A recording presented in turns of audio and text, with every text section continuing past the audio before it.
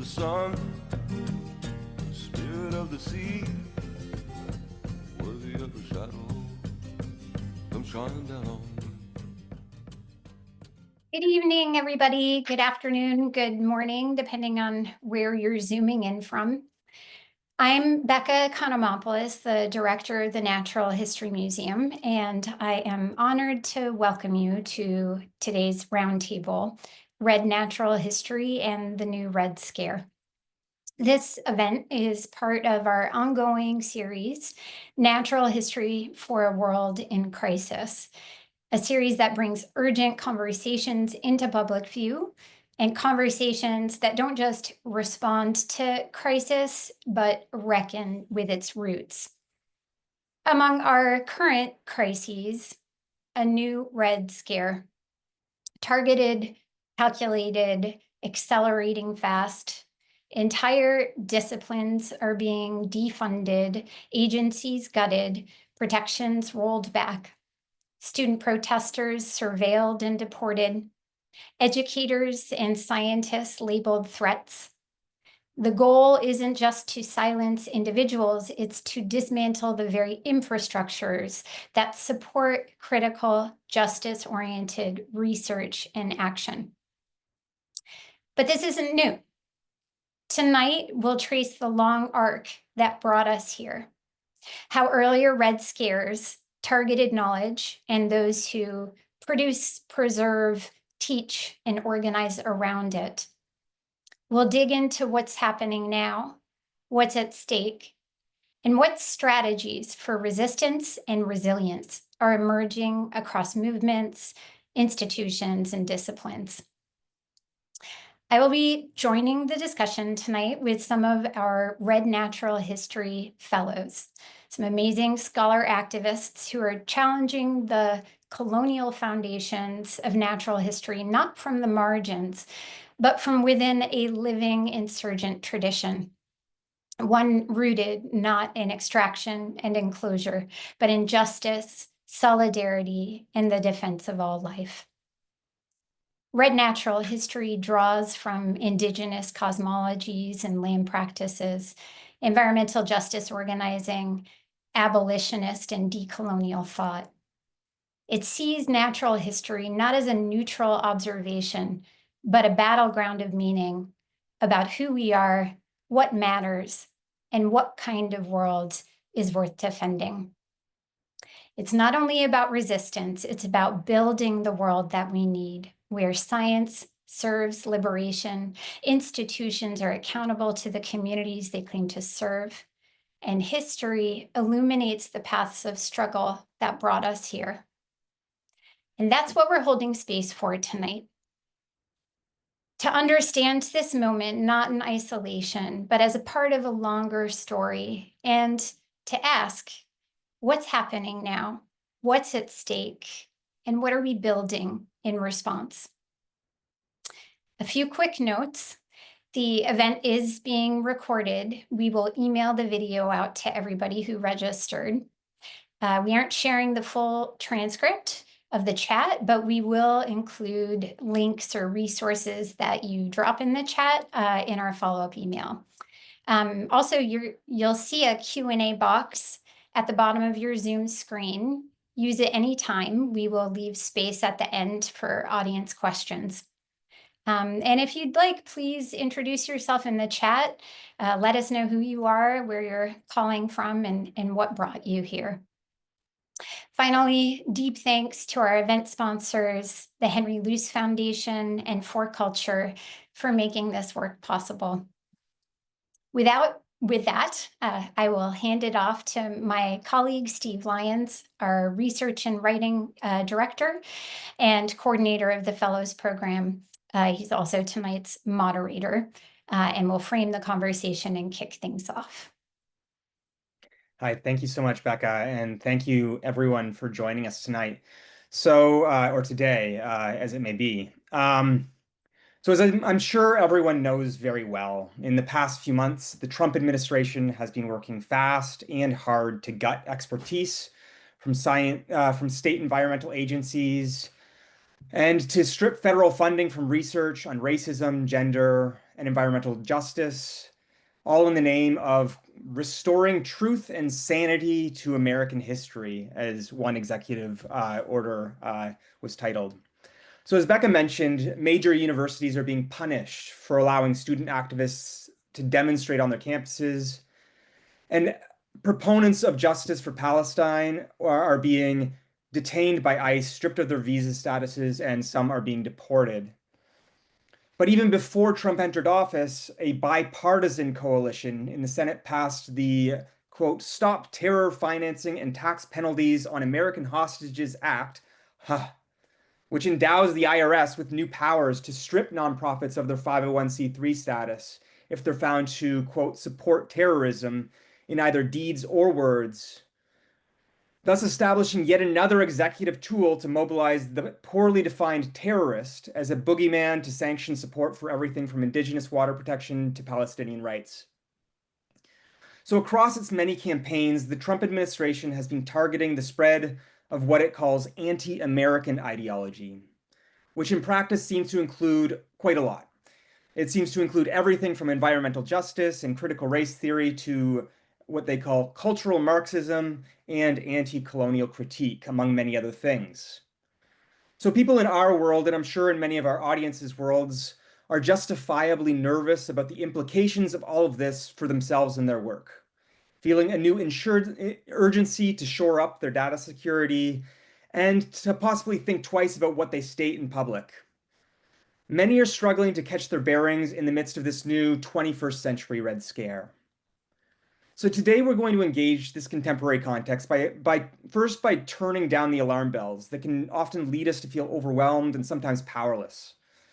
So we want to do this first and foremost by putting the new Red Scare into its historical context. So where did this new Red Scare come from?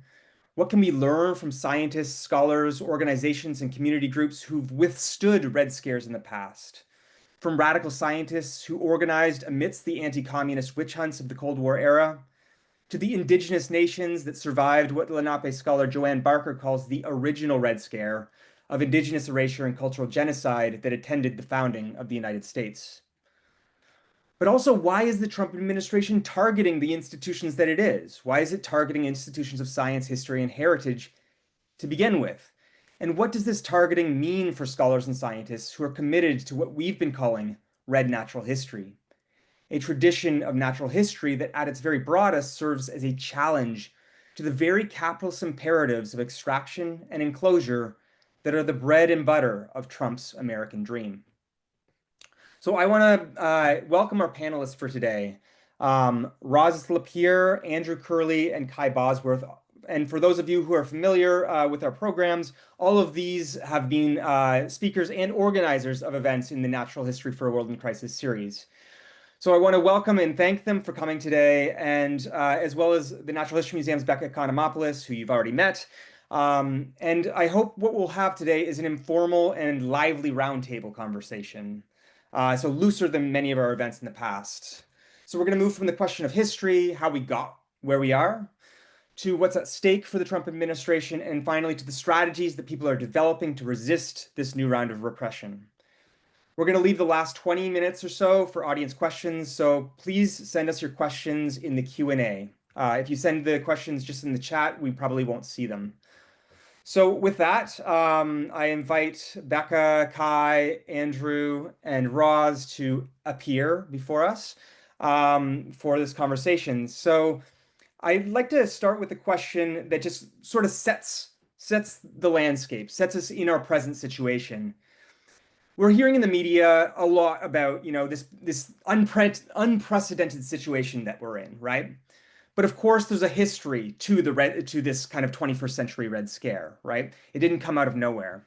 So the basic starting point for this conversation, and what I'm hoping that we can start with, is just what's new in the new Red Scare and what isn't. So how did we get to where we are today?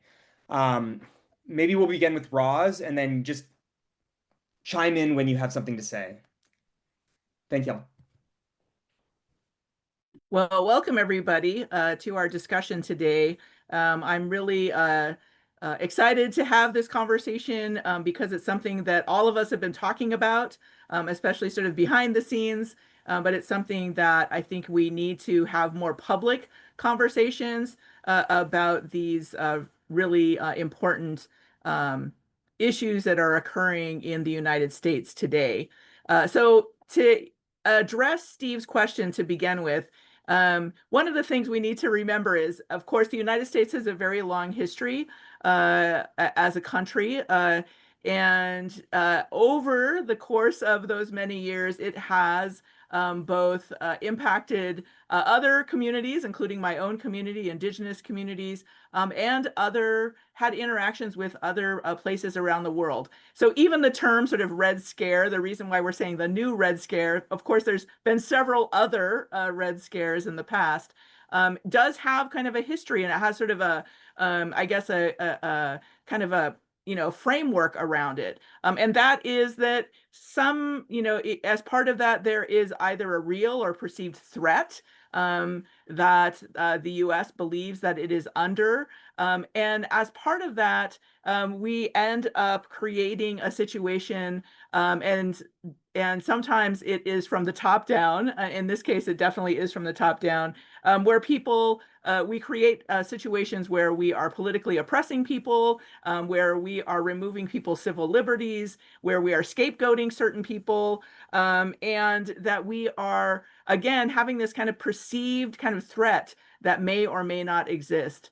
In this particular case, I think a lot of us would argue that it is a perceived threat that the current administration has created, that has been around for a while, that has evolved over time, but it is something that most of what is occurring right now is not new. Some of it is very new, especially I would argue some methods are new. The use of technology is definitely new, but some of the underlying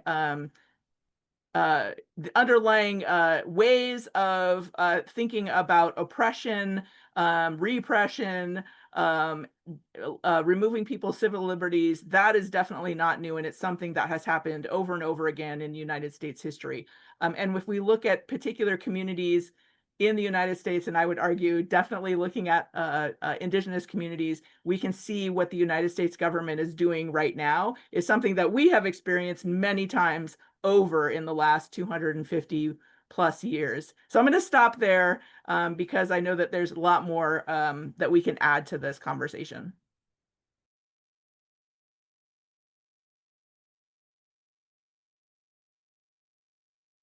Yeah, I think it's important to situate what's happening now within its lineage and recognize the playbook as well.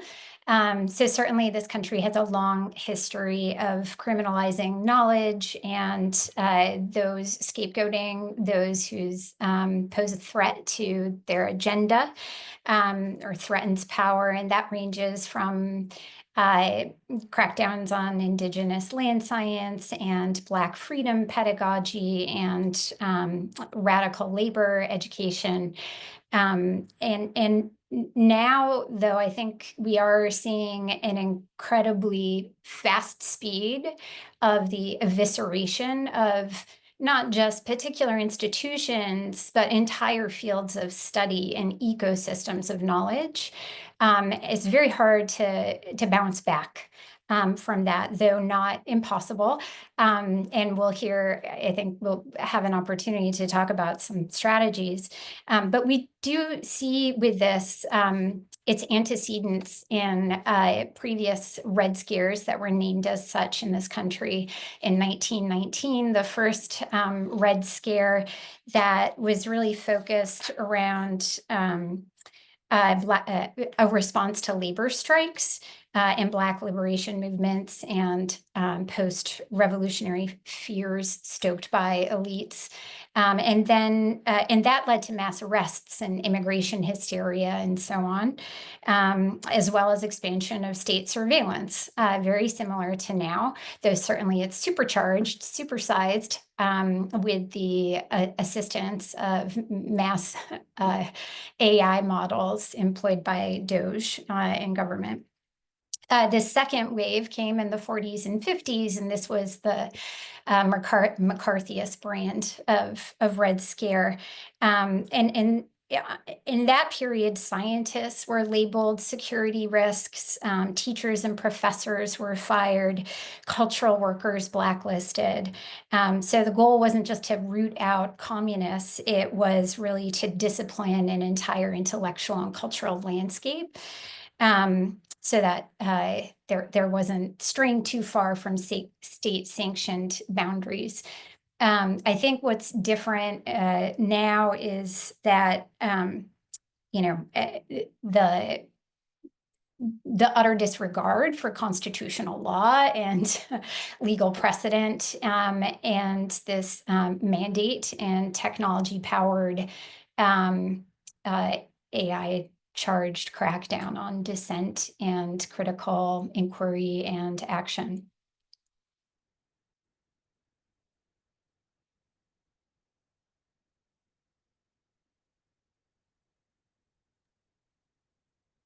I could go next if y'all can still hear me. Thank you for the introduction comments. Yeah, I do think that there is both precedents for what we're seeing and unprecedented happening right now. So, like going back to the long history of repression against indigenous nations here in the United States, we see that certain kinds of constitutional authorities have been not flouted, but have been denied and overcome early on in the history of the U.S. with Indian issues. So, many of you probably are already aware, but I'll mention it anyway. With the Indian Removal Act in 1830, this is pretty much a genocide in the U.S., moving Cherokee, Choctaw, Chickasaw, Seminole, and other nations in the Ohio Valley into what was then Indian Territory, now Oklahoma. And, part of that rationale came from a very strong executive branch, right? A very strong sense of executive authority in the administration of Andrew Jackson. And he had famously said in a Supreme Court ruling, one of the first, with the first Chief Justice, John Marshall, he says, even though Marshall had guaranteed that and Marshall had made some bad decisions for tribes preceding this, but even with this, Marshall was saying, like, you can't, tribes have their own sovereignty in a degree, even though they have this doctrine of discovery and this trust relationship and other kinds of things that are very colonial and racist. But he was saying that there are treaty agreements between the United States and the Cherokee Nation in particular. But Andrew Jackson was saying, the Supreme Court doesn't have any capacity to enforce its own ruling.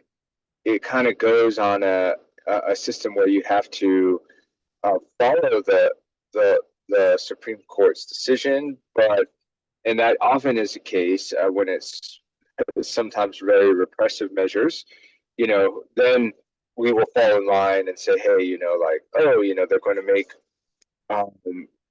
tax finance, they're going to strip EPA of any kind of authority. Well, I guess we'll listen to what the Supreme Court says there. But when it comes to Indian rights, early on in the history of the country, those kinds of divisions of power didn't matter. So there's been a lot of what we might consider unconstitutional events that are defining of this nation's and its history with red people, I guess, as I would call it, or indigenous nations.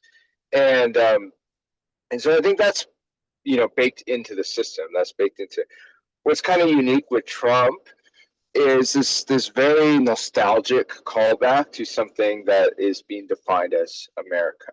Whatever, what he means by that is a white male patriarchal America. It's not because, I'm more American than he is in every which way, but that's not who he's referring to, right? He's not referring to me. He's not referring to Rosalyn. He's referring to a particular type of race and gender and sexual orientation and all sorts of other things. And it's really define cultural change over the last 70 years, right? It's really trying to stymie that. It's reactionaryism in its purest form. And so, that is something that we're grappling with. Like, what is the significance of this? Is this going to be a permanent change in U.S. society? Is it a blip where there's this reactionary force and then we come together and we organize against it?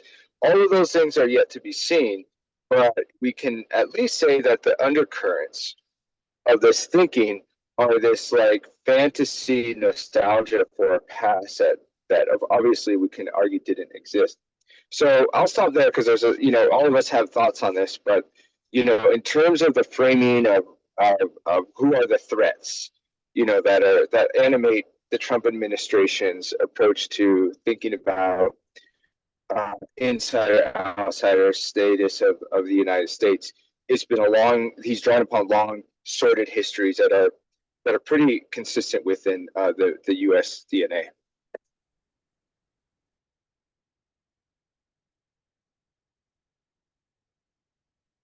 Yeah, so this is all really good history and background to what I wanted to lay on the table, which is a little bit more of a recent continuity, which is the way that anti-terrorism law and practice in the United States and abroad has targeted environmentalists, the left, indigenous people, and immigrants, oftentimes all in a way that seeks to conflate all of these together. And so for a few years, I've been studying and trying to understand this recent history to the extent that it's possible, ever since the blockade at Standing Rock and the water protectors there were framed by the media and by politicians as terrorists, particularly for their or perceived violations of private property. And this helped me get a window into the history of critical infrastructure security, which is basically a invention of the 1990s and early 2000s that helps define and connect the threats that Roz, Andrew, and Beka have already mentioned to what is threatened, infrastructure. And so critical infrastructure is, you might think, the kinds of things that are necessary to everyday life, food, drinking water, electricity, perhaps oil pipelines, and that's certainly included in the definition. But very importantly, critical infrastructure was understood by the U.S., security state and its institutions as also about protecting the national economy and the national mood. And so these two things are connected, of course. When people are not doing too hot financially, they're not feeling too well, and when they feel threatened, they look for those so-called scapegoats that that are in the media and elsewhere. So critical infrastructure security was really boosted in the wake of 9/11 by the U.S. Patriot Act. We know that it was used and understood as something that was threatened by environmentalists, by environmental activists, targeting mines, mining operations, animal farms, concentrated animal feedlots and the like. And then, of course, it was understood also by the U.S. security state in an international context. And so, well before anti-pipeline activism in the United States, the state, did a number of case studies looking at the way that folks in Africa, the Middle East, Latin America had used their ability to stop the circulation of oil or critical minerals as a way of advancing their political aims and gaining, some sort of what we might think of as sovereignty or control over their lives. So one continuity then that we can see to today is just that these conditions that we're now facing, that we've been facing in the past decade, are conditions that for people in other parts of the world, wherein funding and aid flows are predicated on your ability not to be seen to be connected to anything vaguely left of center, and where indigenous water protectors and land defenders and the like are construed as terrorism, as terrorists. People around the world have been targeted by reactionary forces for these views for some decades, and certainly in worsening ways. So I think that international context really helped me and helps us today sort of think about what resources we can draw on to understand how we can endure and survive and develop new tactics and fight back.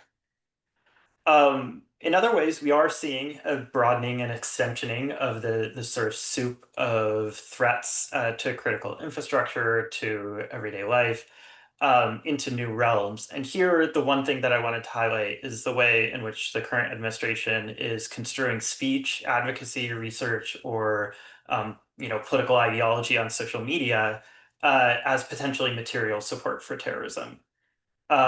So material support is basically the way that anti-terrorism law comes down on individuals and organizations where the rubber hits the road. But in the past, due to United States' relatively, in the world, strong protections for civil liberties and free speech, it hasn't really been used here that much. But it has in other parts of the world, and in particular in flows of aid and aid money around the world have been really impacted in the wake of the Patriot Act. Any connection to left politics or organizing, any mention of something like liberatory movement in Palestine or the like could get your aid flows taken away due to the state's desire not to have its money flow towards what it perceives to be terrorism. So there's much wider net now than that they're trying to at least define as material support for terrorism. The use of visa cancellations as leverage against international scholars is also relatively novel, I would say.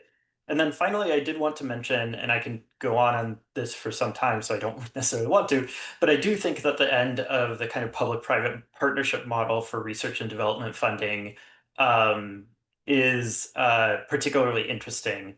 So, this really does come out of the Bayh-Dole Act, which is 1982. We don't necessarily need to go into like the history of science funding, but the way that you can think about why the government would give money to universities is, it basically allowed universities to develop novel innovations that then can be privatized and juice the American economy. So this is what scholars sometimes call as a classic example of neoliberalism. And the Trump administration is clearly trying to revert to a different economic model, one that is much more about using those flows of money for favoritism or retaliation on those institutions and individuals it sees as upholding that so-called American way of life. So there's much more to be said about that, and I'm excited to hear what others have to say too. I think you also point to a really important piece of this larger story of what led us here when we talk about the Green Scare, sort of kissing cousin to the Red Scare, really the same thing, of the 90s and the 2000s. In the context of the rise of the global justice movement around, critiquing corporate-driven globalization, an important foundational critique of the protectionism and isolationism we see by the Trump administration now, and that. I recall going in 2001 to a congressional conference on environmental extremism and eco-terrorism called by Strom Thurmond and backed by the the wise use movement. And they had a historian present about the history of environmentalism in the United States, and talked about like the very wholesome, innocuous conservation movement of the FDR brand, that got tainted and infected by ideology after the Vietnam War, when people picked up their Little Red Chairman Mao books and then traded them in for Little Green Silent Spring books by Rachel Carson. And that was the shift from conservation to environmentalism, which they saw as an ideological enemy. And that's where, we saw, it was at this conference, literally weeks before 9/11, that some congressman stood up and said the number one threat to American security is not overseas, it's domestic terrorism in the form of environmental extremists, just a few weeks before 9/11 happened. So I think ever since, through the Patriot Act and, fast forward to now, and the $667 billion or $million lawsuit that Greenpeace just lost for its work around the DAPL pipeline protest. This also tells us a bit of a story about why things are different now than previous Red Scares, because the current movement converges with climate collapse, environmental collapse. And what we see in times of great precarity and instability worldwide and through history, which is a retrenchment, a protectionism, a swing to the right. And Naomi Klein and Asher Taylor just published an essay in The Guardian a couple weeks ago about the rise of end-of-the-world fascism. And that if you look at the administration's actions through the lens of this bunker mentality, of this prepper mentality, then you see all of these moves that are getting made to fortify the nation state, and also to empower the billionaires in the form of things like expropriating federal lands, i.e. indigenous lands, for freedom cities that are essentially corporate towns, the first of which we've seen approved in Texas at Starbase, Elon Musk's endeavor. And that's just the tip of the proverbial iceberg.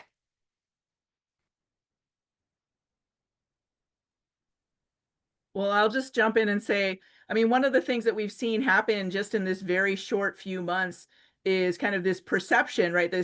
These perceived threats have now become real threats to people, to individuals, to individual groups, and then also, as we mentioned already, sort of science, history, education, particular branches of, American scholarship.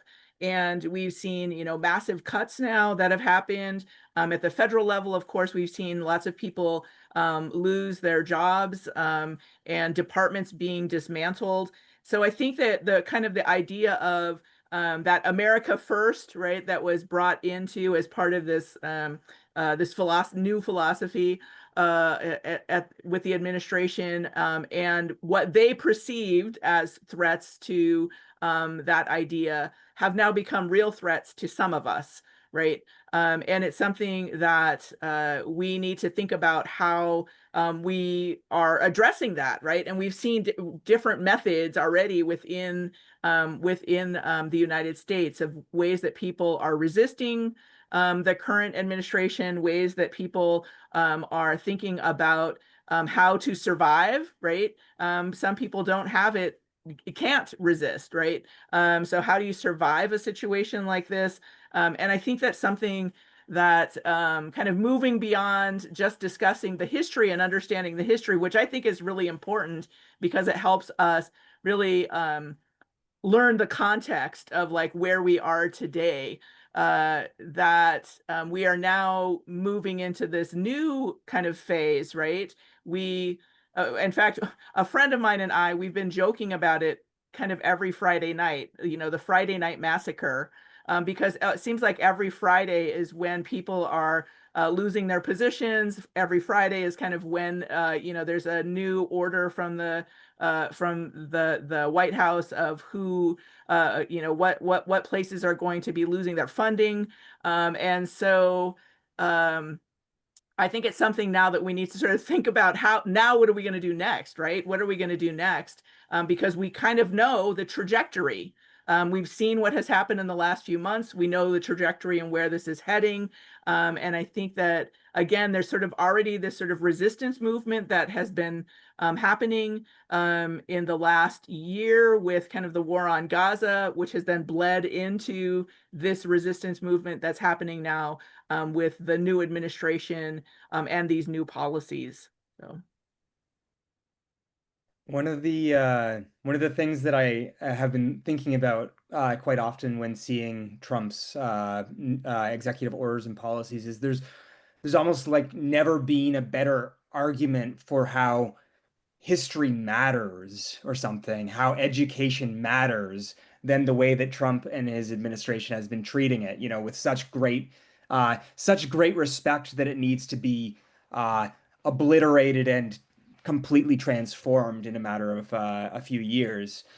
Which leads me to the next kind of area of questioning, which is like, what is, and I think we've already touched on it, and there's going to be lots of overlap here, but like, what is the Trump administration trying to do, and why is it that, you know, I mean, it is really like every institution writ large, you know, that is being dismantled in some ways, but like, why, like, what is he trying to do within these institutions of science, history, heritage, and education, which are the institutions that all of you also work within? Why, for example, was the Institute of Museum and Library Services such an important like thing to dismantle? Is it just that it was a waste of money in his mind, or is there something intrinsic or at least present within these institutions and the infrastructure for education, history, and its dissemination that needs to be repressed in a certain way? And what's, in a sense, what's the agenda as you're diagnosing it?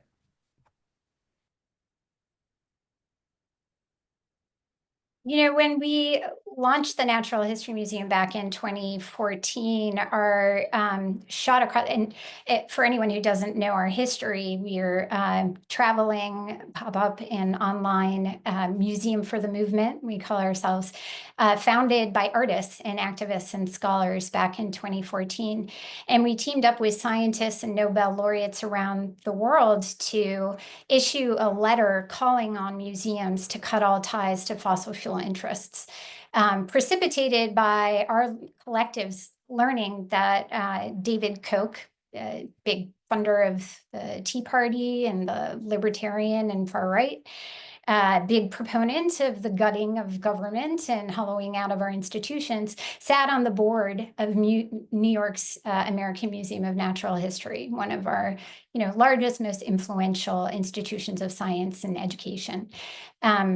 You know, and learned that that is a thing, that there's quite a lot of right-wing ideologues, big polluters, et cetera, with an agenda who have embedded in boards and positions of power in our institutions, in our bedrock institutions of society that bring up the next generation, that are considered neutral and thus what they say is the truth.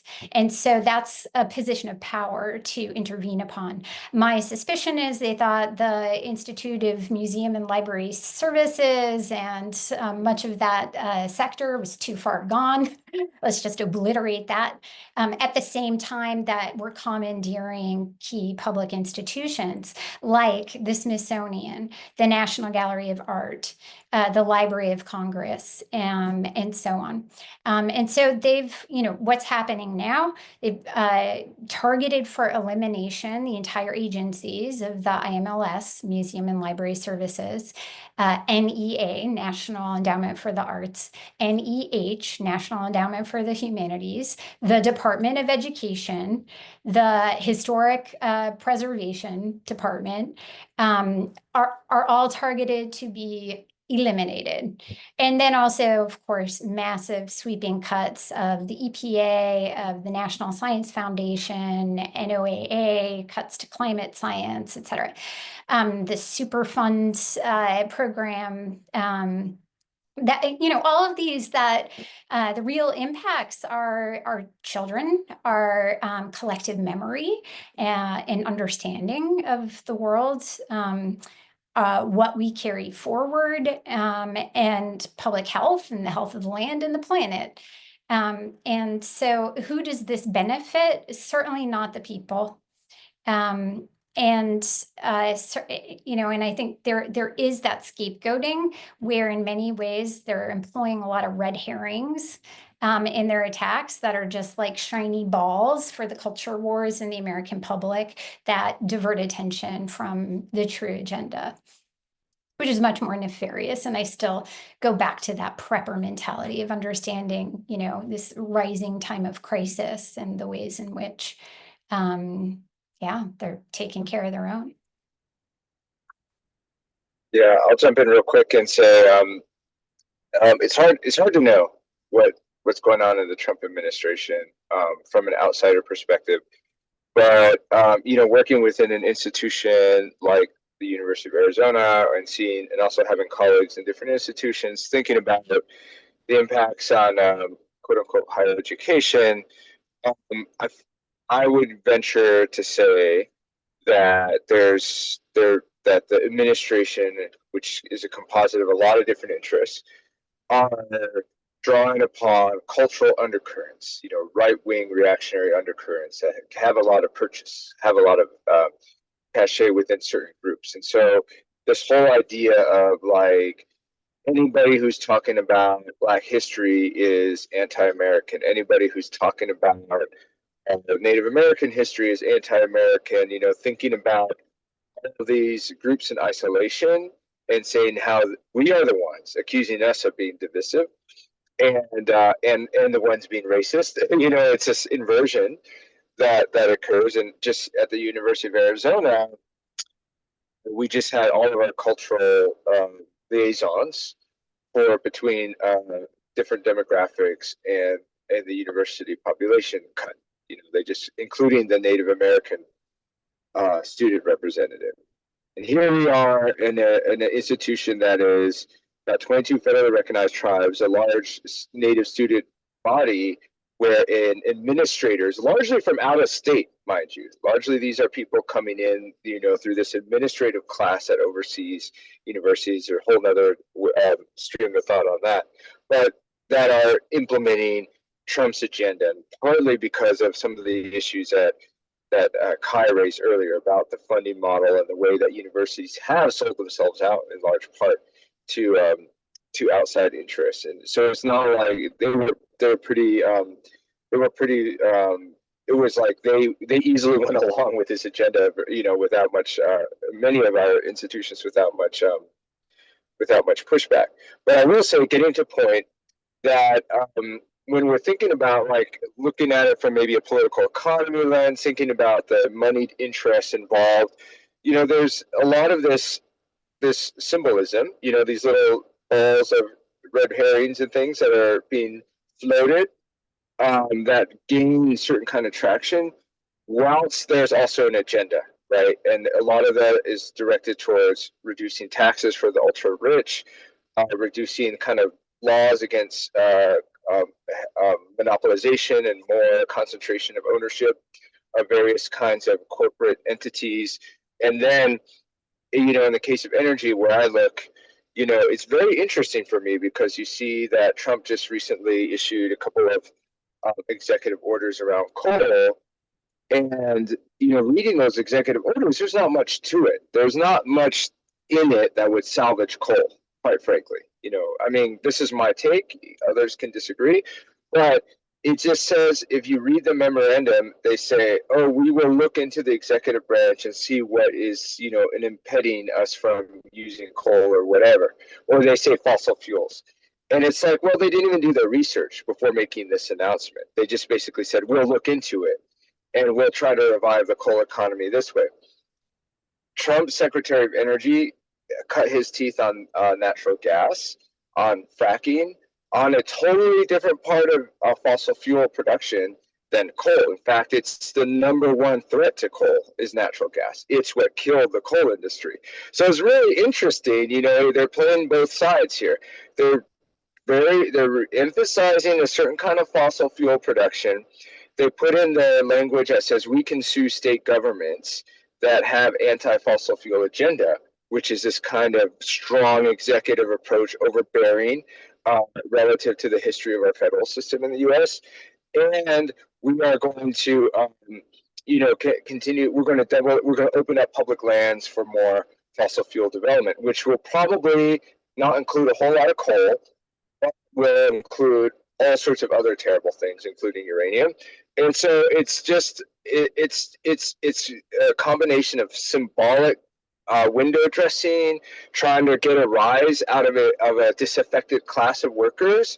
You know, it is appealing, as it is a populist message, but with a right-wing agenda. And then where the solutions are always going towards big moneyed interests, big corporate interests. And that's kind of like the classic intersection of fascism, right? Where you're really supplying power to the already existing powerful whilst trying to say, oh, we're doing all this stuff for the working person. So anyway, I'll stop my remarks there. Yeah, just very quickly to add on to that, you know, I think that like one of the things that we might have the perception on, since we feel so much under attack, is that our clear opponents are winning out over this. But I will say also, if you read some of the oil industry press, they're not too happy about the way the Trump administration has unfolded either. The constant kind of like tariff volatility, will he or won't he put tariffs on the international market? You know, oil's already a volatile industry, but like business planning, particularly if you want to start a new oil well, relies on a lot of internationally derived products, and that volatility and uncertainty has made it really hard for an industry that was hoping that it would be smooth sailing during the last 4 years, or during the next 4 years, or however much longer after that, to really get the foothold that it wants.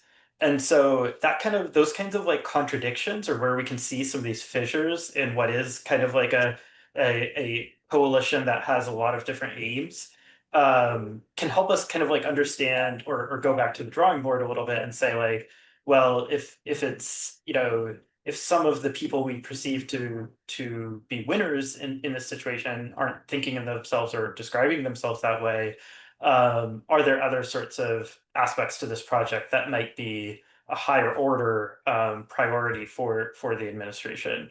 And in that regard, I think that like it is a lot of like move fast and break things, kind of an approach in which perhaps you know, the goal is to really remake society and remake the state to an extent that becomes irreparable and irreversible, at least a very, you know, without a lot of work, such that whatever happens after this administration will have to inherit the rules of this playbook, that like that favoritism, you know, bribery, or on the other hand, austerity towards your political allies and enemies, respectively, is how you get politics done, rather than through some other method. It's you know, it's painful to like, I want to tell whoever is tuning in, like, I'm actually excited to talk about strategies and those cracks and fissures, because I think there's some avenues to tune into, and some really good news in terms of solidarity and actions that folks are taking. So this look back to the past is important for giving us the coordinates to understand where we are and how we got here. But it's not only a negative story, right? We can look to the past to see like learnings. I just picked up Timothy Snyder's old book on tyranny, and there's key principles that he talks about, as well as other scholars and journalists who've lived through oppressive and authoritarian regimes, kind of coalesced around a set of principles.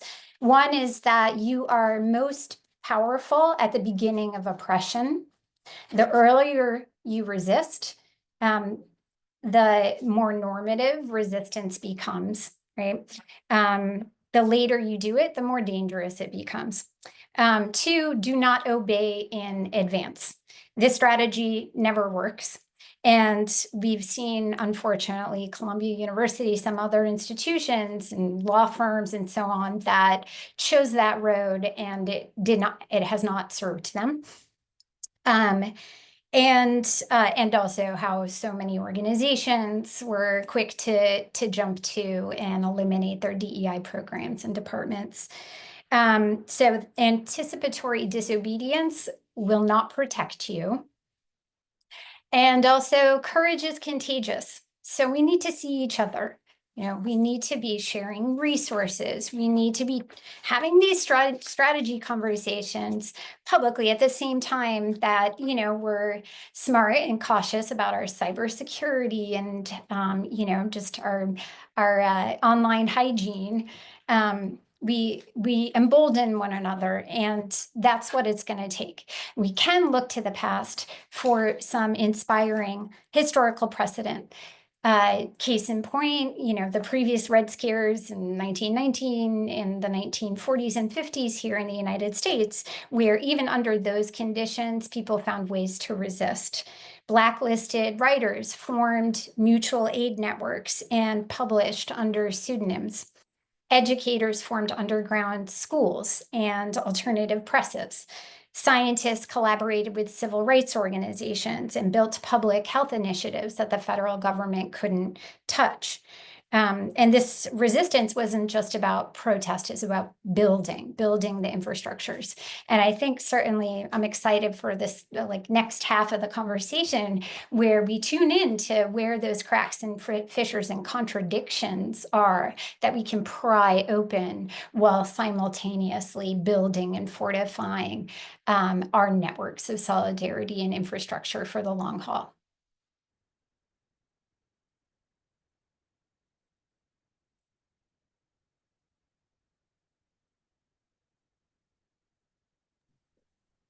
I mean, this is leading us to our the final kind of sequence of this roundtable before we get into the Q&A from the audience. So I also invite those of you in the audience to ask your questions now, so that we can compile them and come up with one or two to be able to engage the group in conversation. And Beka and Kai, you've introduced the question of what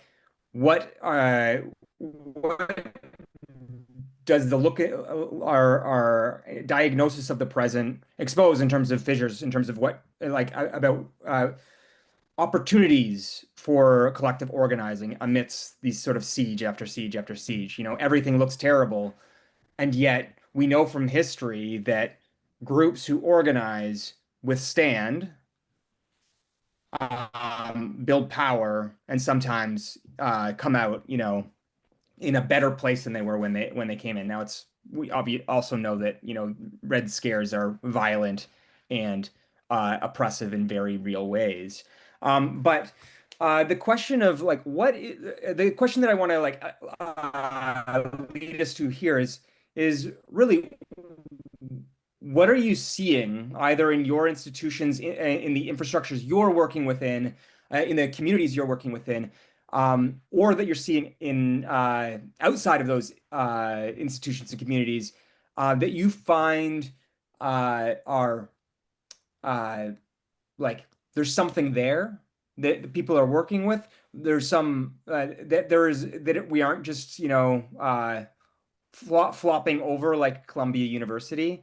And I know Andrew has to leave at the top of the hour, so I wonder if you could start. Is there anything that you've witnessed over the last few months that you've found particularly instructive or even hopeful or optimistic around the kinds of work that you've been involved with, but or also you've witnessed other people being involved with? Um, yeah.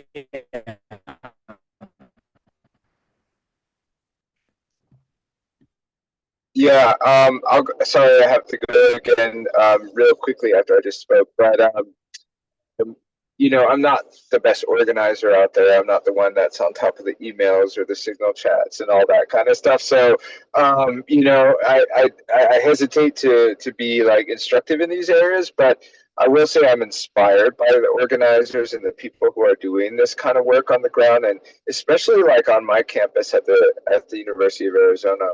Really, it's like, I mean, this is classic where the faculty tend to retreat into being fearful and the students are like fearless, and they're the ones that are out there protesting. They're the ones that are trying to define a new vision and to say, hey, we don't want this. We don't want these changes. We don't agree with the way our administrators are making these decisions, and we want them to resist, the authorities coming down from the president. And I'll be, to be clear, this predates Trump, and I know everybody's going to talk about this, but right, those of us who witnessed our students protesting against the genocide in Gaza were just flabbergasted. We're just really like just devastated by the militarized response that universities had against students, right? Or the just kind of the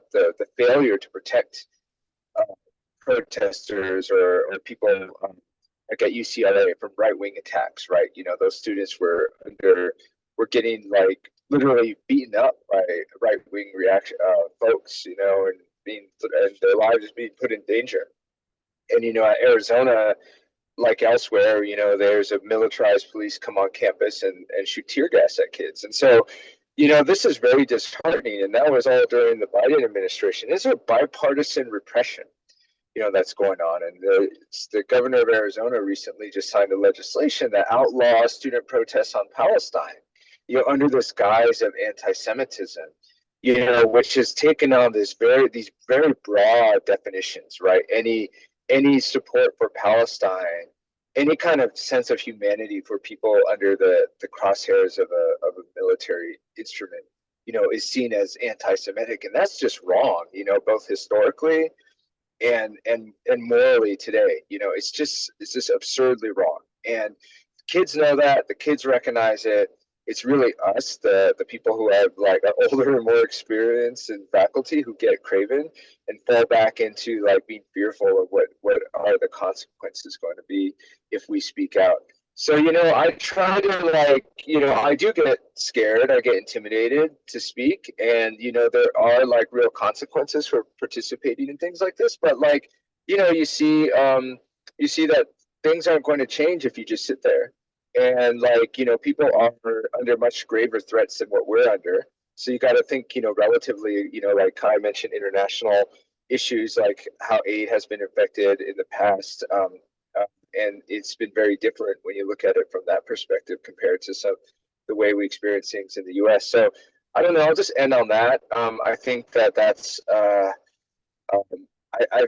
feel like there's the repression against Palestine organizing is like building off of these anti-terrorist rhetoric that goes back 25 years at this point, and has just allowed for this slippage in what we think of as traditional civil liberties in university life. So I'll just end there.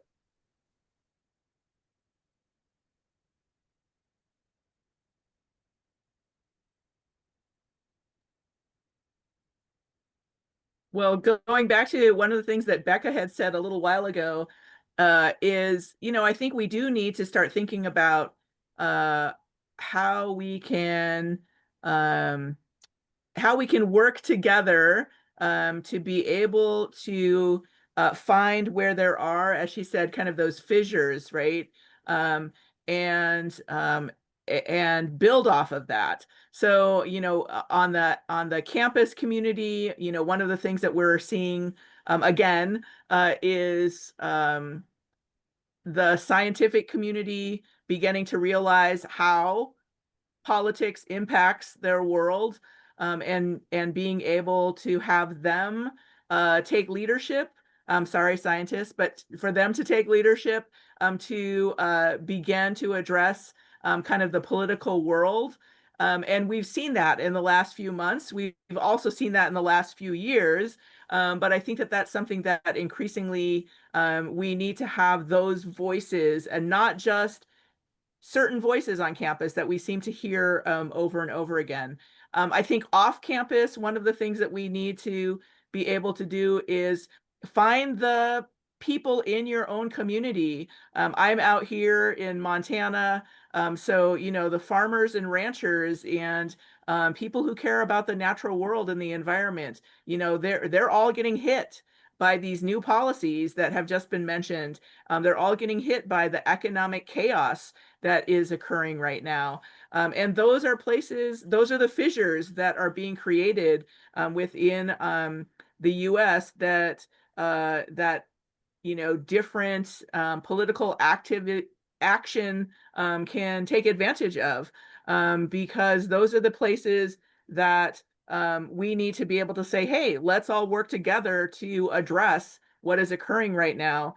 And otherwise, the other side will step in and scapegoat other folks, and say why what is happening in a certain community's world is happening is blame it on these folks over here versus blame it on the public policies that are being created. So I think that there are lots of different fissures out there that we can take advantage of, and that different types of political action can take advantage of. And we just need to step into those spaces and start by where are those spaces in your own community that you know are those fissures are being created, and that you can step in and start working towards creating change.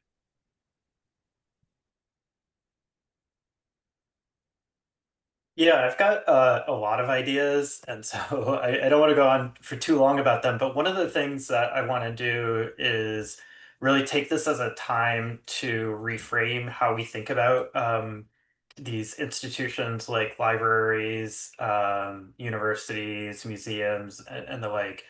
And it's true that their function as sites of education and knowledge making about very critical things like climate change, the natural world, human history, social history, and the like is super duper important, and we should absolutely fight those struggles. But I do kind of wonder if when we think of them also as workplaces, as places where the change agents aren't just scientists, professors, or representatives of knowledge, but people, oftentimes those same people, but as workers, we have a better base and a broader base to fight for the world that we want to see. Because one of the things that the Trump administration has done really well is play on an ambient sense that universities and educational institutions like museums are somehow elite institutions, right? And that's why picking out Columbia, Harvard, etc., is really strategic for them. And I think that we have a better shot at building a long-term, infrastructural base for a broader movement when we highlight that they're workplaces not just for faculty, staff, student workers, but also janitors, groundskeepers, and people in the surrounding community. And so figuring out different ways that we can reframe some of these things to be about, well, what is actually going on here? What is it about, these institutions that makes them important for our everyday life, for our sort of livelihoods and the like. One of the other things that I wanted to highlight, just in line with uh, some of the comments I made earlier, is that we do also need to be figuring out better modes of media and communication, and hopefully events like this one are ways of kind of detaching ourselves from the social media, the crumbling social media world, let's say, and still figuring out ways of informing each other about what's happening, how it's happening, etc. So I do think that these times like these are also oddly like really good times to study. But I also advocate like, reading history, reading books in groups with collectives. So if that's one of the things that you can do with a group of people around you outside of an educational institution, find something that you think is particularly relevant, discuss it, argue over it, see if it's actually relevant, and build some of those kinds of contagious sites of courage in that mode. And another thing, that dovetails with that is our sort of media institutions. And so in the um, situation where social media is crumbling, there's kind of like a resurgence of blogging and short form media, independent media in some ways that I really like. And I just wanted to mention in particular that a lot of my research and scholarship on how the United States security state has criminalized land defenders, water protectors, environmentalists, and the like, has greatly benefited from the ongoing work of independent journalist called Aline Brown. And so, I highly suggest checking out her newsletter and podcast. She has one podcast recently on an interview with a Filipino environmental activist talking about the repression and strategies that they faced in the Philippines in trying to evade the criminalization of climate change and environmental activists in the Philippines, as well as an upcoming podcast series on the slap suit that Greenpeace has faced. Brown was one of the few reporters who was actually in North Dakota for the entirety of that case that took place there. And I think that places, I grew up in South Dakota. Roz is out in Montana. Like really getting news and trusted news from these places can sometimes be hard in a media atmosphere that revolves around elite Ivy League universities or whatever. So seeing if what's actually happening on the ground actually matches what we're hearing is an important way out. Geez, I can say a lot more.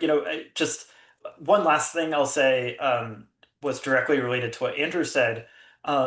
People are, in a lot of the organizing I'm doing right now in the university, and in labor organizing in the university, and in Palestinian solidarity within my discipline of geography, a lot of people are really afraid and they're really exhausted.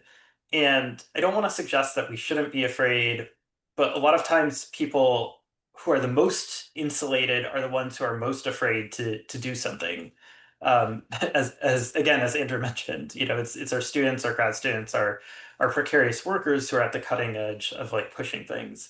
And so, we do really have to, particularly in the United States, particularly um, on the left, we do really have to like go back to basics in some sort of way and invent our own kind of like social institutions, rebuild our capacity to have courage, to have stamina, through kind of like face-to-face organizing across social divides, across our social worlds. So meeting someone new and getting out of our kind of comfort zone is really critical right now, and it takes a lot of work, but it does do some work, not so much getting rid of fear or something like that, but not letting fear determine what you will or won't do. um so yeah, there's more I can say, but I'll stop there.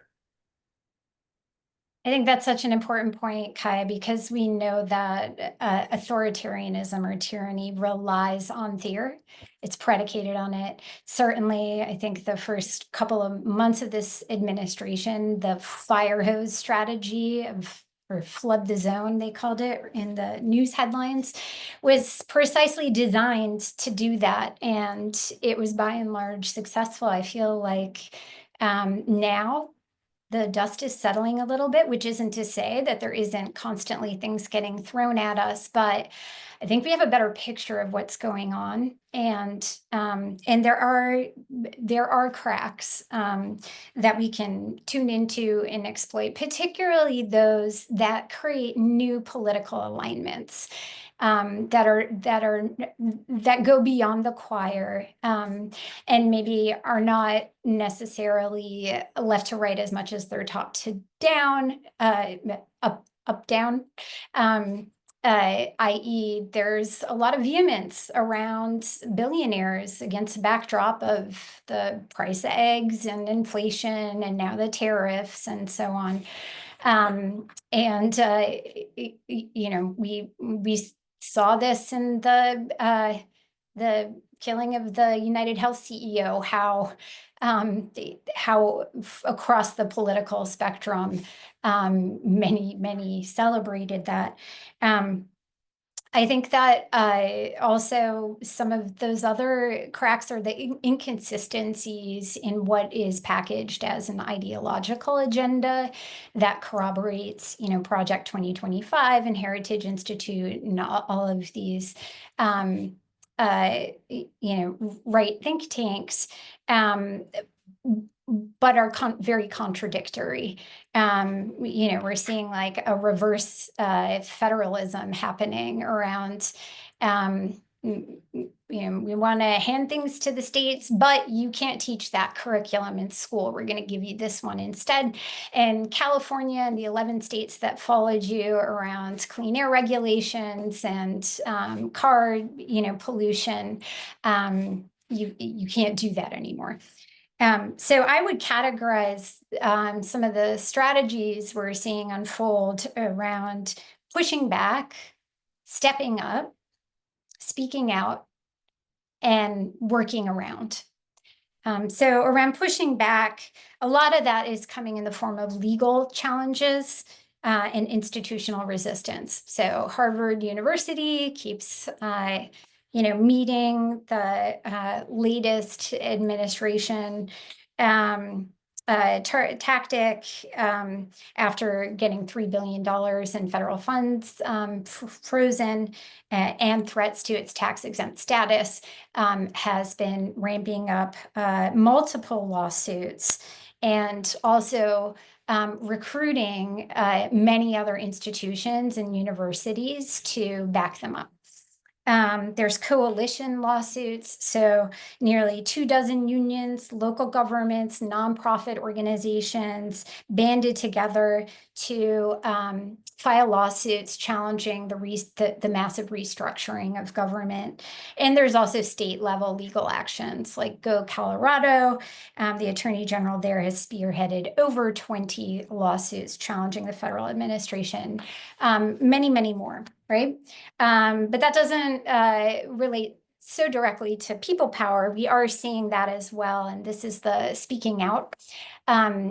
While I don't think that it got as much media attention as it deserves, you know, we have seen in a distributed fashion, just incredible numbers across the country in the streets around the hands-off protest. And there's more coming. And I encourage people it's important to flex and exercise those muscles. Those are moments in which more infrastructure and relationships are forged. So coming up, we have, for example, I think it's June 14th, there's the No Kings National Day of Mobilization. There's also, through the course of the month of June, the extreme weather people's hearings that are taking place in different cities across the country, centering the voices of frontline communities, as well as scientists and public health officials and many others testifying responding to the impacts, to the cuts on climate science and meteorology and all kinds of things. So those are just a couple examples. We will send more in the resources. In terms of stepping up, I want to mention the kind of zombie specter that keeps popping up in different forms. One through the threat of an executive order on Earth Day, where Trump said he plans to target environmental groups writ large, threatening the revocation of 501c3 nonprofit status. And then it popped up again in the big, beautiful bill. And there has been enormous pushback from a bipartisan coalition of nonprofits and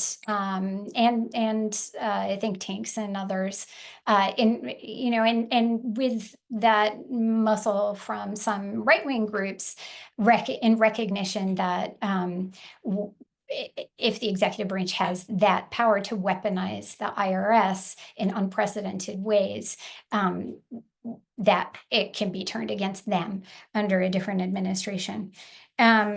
And other strategies of workarounds, I think that specter precipitated some soul searching and philanthropy and some really exciting discussions around the limitations of the C3 model and the necessity for major donors and philanthropic institutions to find ways to keep the money flowing, to keep resources flowing, even if C3 status is not there. We need to look to the example of some of the rights foundations whose investment strategies have had 60 to 70-year horizons. So rather than, I think it's both like celebrating folks like Andy Warhol Foundation for the Visual Arts and Frankenthaler Foundation, both announced $800,000 in commitment to small and mid-sized organizations after NEA funding was cut. Mellon Foundation stepped up to put an additional $15 million on the table to support state-level humanities organizations and their regranting programs. And so we need more of that.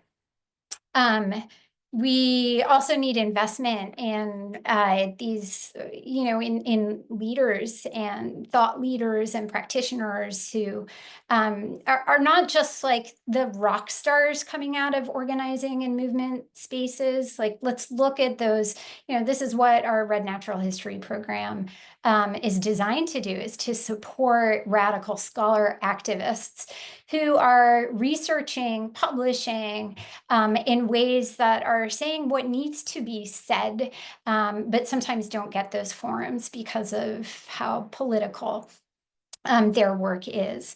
And so the last thing I want to say on that is I came across a great post. I had never visited his website before, and now I'm going to forget his name, and I will drop it in the chat if I do. But his website is nonprofitaf.com. It's very irreverent, but he's been putting out some really great posts, both about some awesome successes and victories, but also a recent one about the Overton window that I really appreciated, because it speaks to larger movement strategy too. Which is to say the Overton window is, the window of what is acceptable in terms of policy position or what have you by the population in any given time, given moment. And Trump and the right have been excellent at pulling the Overton window over towards their side strategically, strategic polarization, kind of picking those battles and, saying incredibly outlandish things as by strategy. For example, we're going to deport US citizens to El Salvadoran detention centers, which results in an uproar, and then it just seems all the more reasonable that we would send non-US citizens to these camps. And so he argues for our side to exploit the Overton window. And I think this is useful also with many museum leaders and science institution leaders on this call and others who come from space that historically has claimed neutrality. And I think we're seeing that that does not serve us. We need robust infrastructures of solidarity. We need to be showing up for one another, and we need to be speaking in bold, aspirational ways, not aiming for compromise or what we think is possible in a given moment, but shooting for that horizon. And I am really excited to share this list that Vu Lei is his name, wrote up. For example, make it impossible to be a billionaire. 100% tax rate on anything over $999 million. Grant mountains, rivers, forests, and other natural entities status and rights. Nationalize and phase out fossil fuel companies. Grant everyone a share in public wealth with universal basic assets, not just universal basic income. And it goes on and on. Reparation to Black communities, abolish the Electoral College. Imagine what it would feel like for an echo chamber of institutions and organizations and media outlets and so on, repeating these ideas over and over again, and how much more reasonable they would feel. And also, frankly, they're essential. We have to build the world that will enable all life to thrive and flourish in the context of the many emergencies that we face. So we are running short on time. So I want to give everyone an opportunity to have some final words. Roz hasn't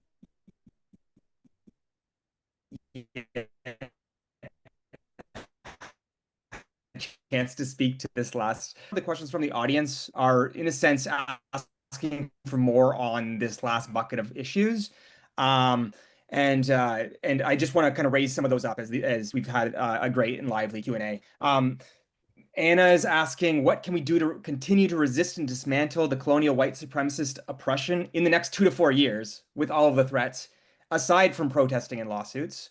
She's asking, what new things can we, like, we need a new, in a sense, playbook, which I think both Kai and Beka have already started to discuss in regards to, say, a resurgence of labor organizing or thinking about organizing among workers, as Kai was bringing up.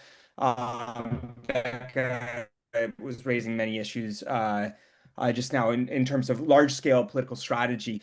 An anonymous questioner raised the question of what we can learn from, say, like the history of Poland as a model for citizens resisting its leader's authoritarian agenda. I'm assuming we're thinking of Poland in the 1940s through 90s, but I'm not positive.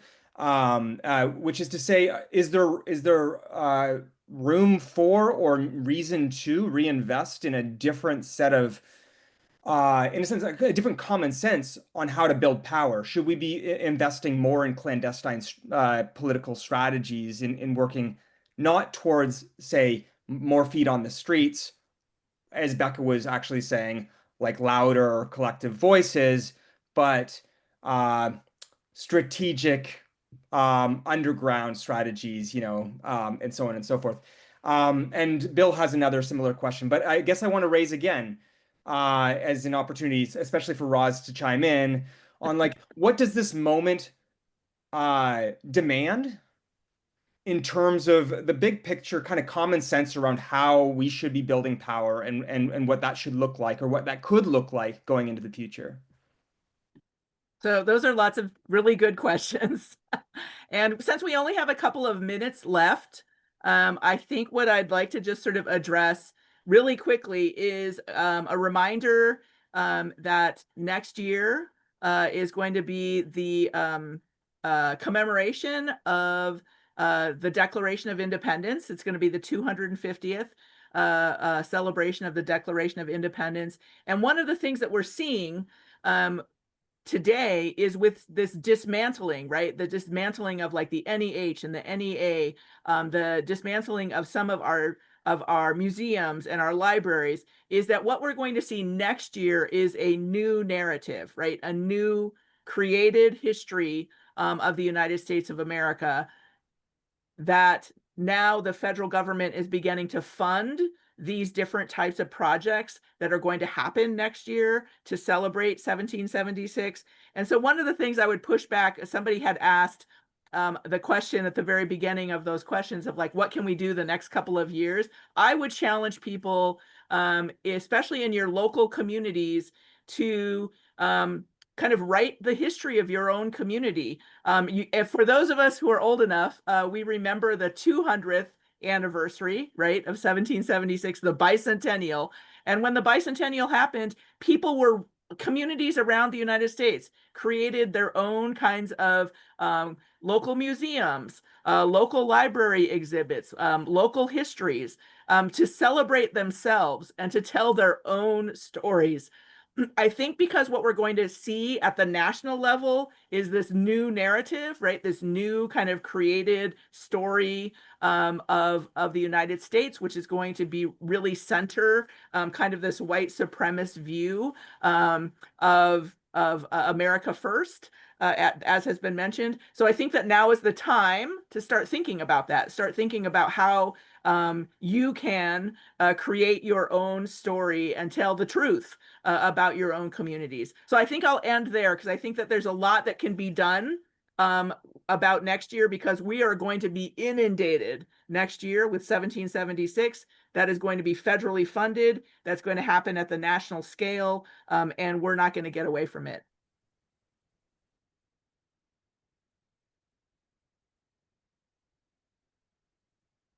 Do you want to jump in there with final comment?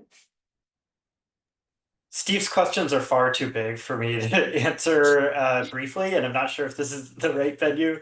But I will just, say, think on, as Roz just mentioned, think on a few different time horizons. Like, what is the thing that you want to look back 10 years from now and, 20 years from now, or, depending on how old you are, like 50 years from now, right? And think like, I'm glad I was doing this at this time. Because this is, neither a new beginning nor a new ending of what is like a long struggle. And so we've got a lot more coming down that we can't anticipate. And so figuring out how we can best prepare for things we can't anticipate is best done with other people. So find some more people. That's all I'll say. I love that about time horizons. I think that's really important. So there is both urgency and also we're in it for the long haul. And we need to be building durable, resilient infrastructures with one another. I'll just speak to, I love that example of next year as an opportunity to retell American history. I think there's that's an opening too. As Steve said, Trump is showing us that, maybe putting this dog to rest. That's a terrible expression, but that what many have dismissed as symbolic activism or symbolic gestures actually really, really matter, right? The names of places on our official maps provide the coordinates through which we understand history and the world and the values we carry forward. They are a world building exercise, right? So I think those sort of extra institutional or alternative history telling projects with communities to preserve memory as it's being suppressed so we can weather this era are important. And that's our upcoming Words Are Monuments project. So I'm excited to tell y'all about that in the next event.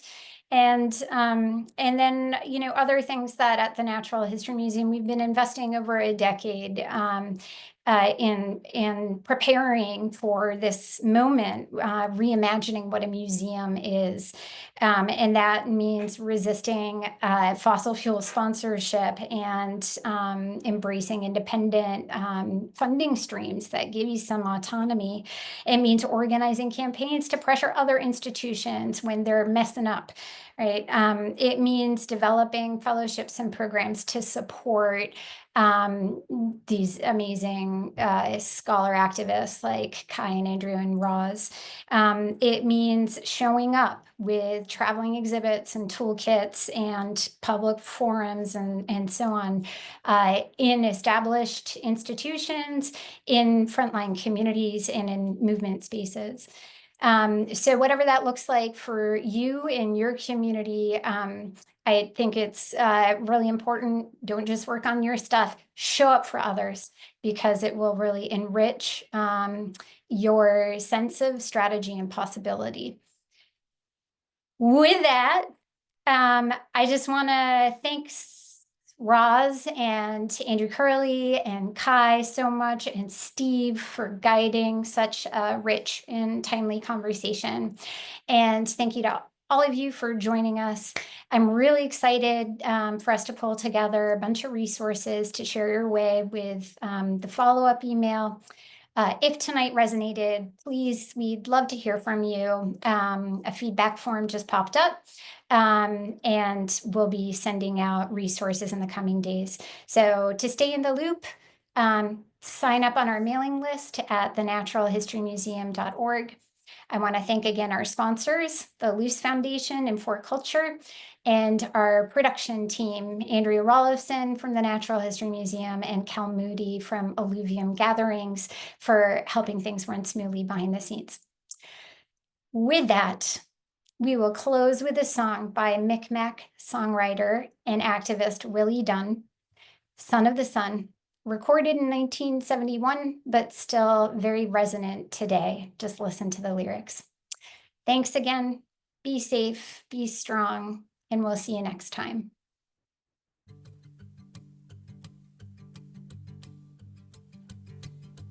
Son of the sun, son of the earth, the soul of life, children of the world, daughters of starlight, daughters of mirth, sisters of sunlight, sisters of earth, brothers of nature, brothers of old, brothers of legend, and